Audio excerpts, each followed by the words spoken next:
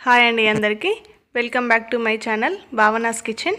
ఈరోజు వీడియోలో ఇంట్లో ఏం కూరగాయలు లేనప్పుడు ఇలా ఈ విధంగా చేసుకోండి. చాలా బాగుంటుందండి. టేస్ట్ మాత్రం ఒక్కసారి ట్రై చేయండి. ముందుగా ఛానల్ కనుక సబ్స్క్రైబ్ చేయకుండా సబ్స్క్రైబ్ చేసుకోండి. ఇది ఉల్లిపాయ పచ్చడి అండి. ఈజీగా 10 నిమిషాల్లో తయారు చేసుకోవచ్చు. ఇప్పుడు గ్యాస్ మీద ఒక ప్యాన్ పెట్టుకోండి. అందులో ఆయిల్ వేసుకోండి.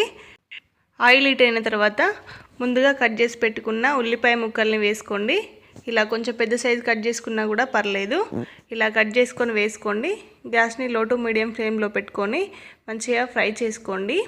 ఇలా ఇవి కొంచెం గోలిన తర్వాత ఇందులో ఒక 10 వెల్లుల్లి రెమ్మలు వేసుకోండి. పొట్టు తీసుకొని ఇలా వేసుకొని ఒకసారి కలుపుకోండి. ఇందులో ఒక గుప్పెడు కరివేపాకు వేసుకోండి. కొంచెం కొత్తిమీర వేసుకోండి.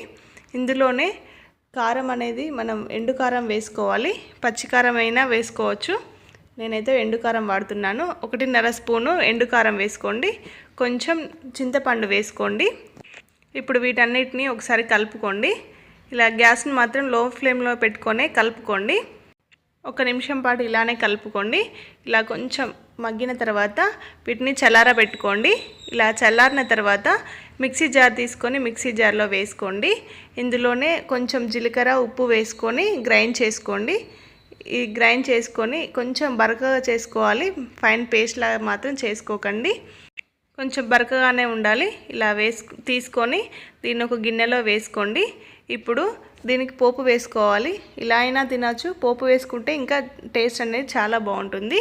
ఇప్పుడు గ్యాస్ మీద ప్యాన్ పెట్టుకొని అందులో ఆయిల్ వేసుకొని పోపు దినుసులు వేసుకోండి. జీలకర్ర, ఆవాలు, ఎండుమిర్చి, మినుములు, కరివేపాకు వేసుకొని కొంచెం పసుపు వేసుకోండి.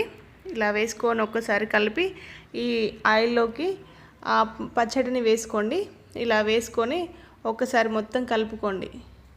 అంతే. ఇలా కలుపుకొని వేడివేడి అన్నంలో వేసుకొని తినండి. చాలా బాగుంటుంది.